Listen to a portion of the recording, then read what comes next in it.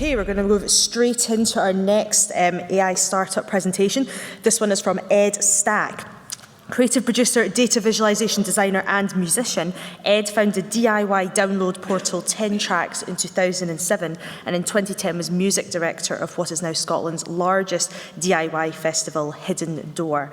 Ed has since founded profit-to-artist social enterprise Decagram, and in 2013 Ed formed DELIC.network. So please join me in welcoming Ed to the stage.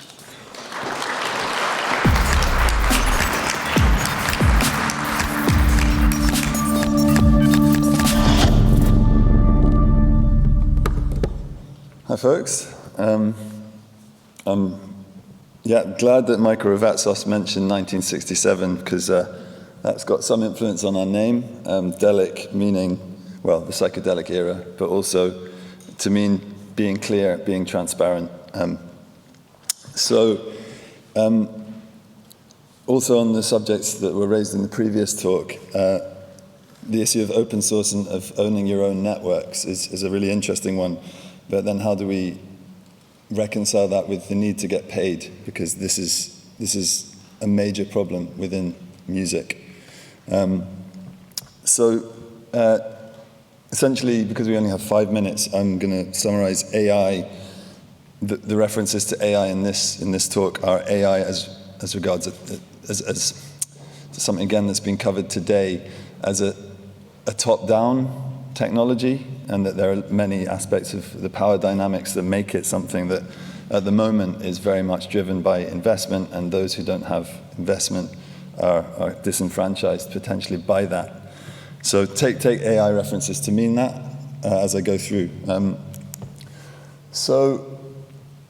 Music creation communities as a kind of symbol of communities in general are somewhat impoverished by the way things are at the moment with the big proprietary platforms like YouTube and also, dare I say, Spotify driving down the value of music itself. There are several themes that impact musicians. So lack of money, lack of time, and the big one for us with Delic as well is the fragmented workflow. So we're trying to bring workflow and money, actually, and value together in the technology we're making.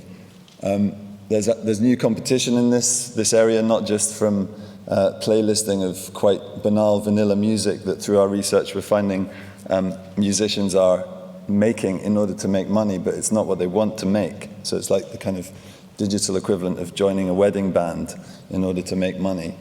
So we're looking at ways to make money from what you do create that's original, because there is value in that. So hand in hand with that is not being discovered. The fact that Spotify and YouTube are just so huge, and how do you be discovered when there's a lot in terms of the economics as well within performing rights societies, and again this top-down, the way that metrics are done in the music industry, it does not favor ground-up creation. However, ground-up creation drives it and drives the whole industry in the end. So this is what Delic is focused on empowering. So the pressure to deteriorate artistically, that's where we see this vicious cycle going. The opportunities in AI are, in my view, to do with the relationship between, obviously, humans and AI. We've got now, through today, is a clear message that transparency, accountability, mutual benefit are key, and they're also key to building trust, which, as a potential networking platform, Delic needs to be really aware of. But I think with this sort of virtuous cycle, what I'm trying to do with these subtitles there is show the dual nature of the benefits of looking at AI and, shall we say, creative or collective intelligence as sort of mutually beneficial.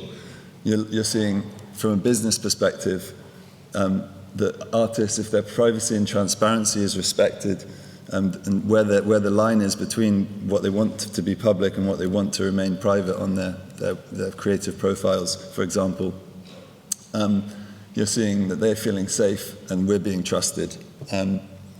Better organization leads to help us onboarding people. So our use of AI in this respect is allowing people to drop, their disorganized files onto Delic, and for Delic to do some some useful AI to parse that and move it into a useful taxonomy, which then allows people to reuse work in remixes, sampling very easily. I'll show you the technology in the next slide, but just going through, IP is a huge one for us, and again, bringing IP and financial value together. Don't think I've got very much time left, so here's a demo of our current app. And you can see it's fairly familiar looking, hopefully. This tells you how you can parse your catalog with the help of some useful AI. But the interesting bit comes when we hit the release, and we can see that you've got a track there in the music video, that you can open the track and see the constituent parts of the works. This is the interesting piece as regards granular IP, and one of the interesting design challenges for us is getting people who wrote individual parts credited on the blockchain so that you can reuse work without the artist losing control of those parts and having one single source of truth. So this is what a music video looks like. It's 107 intellectual property relationships in that diagram. And on the right, you've got a simple app that we hope will help creators initially. However, the future may or may not be more along the lines of this. And this is where the R&D for DELIC is at the moment, the sort of longer term R&D.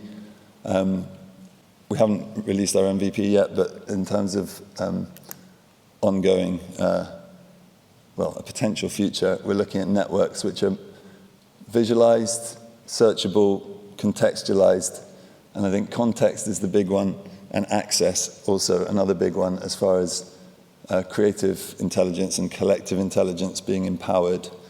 And this is what the future may hold, where you have a searchable network that you're also interacting with.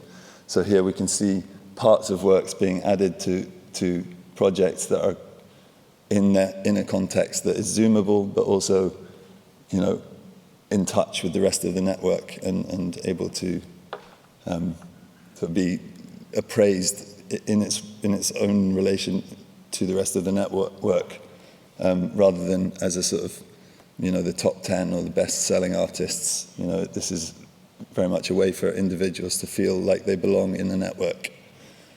So that's DELIC. The MVP will come out in January, so keep in touch, and thanks for listening.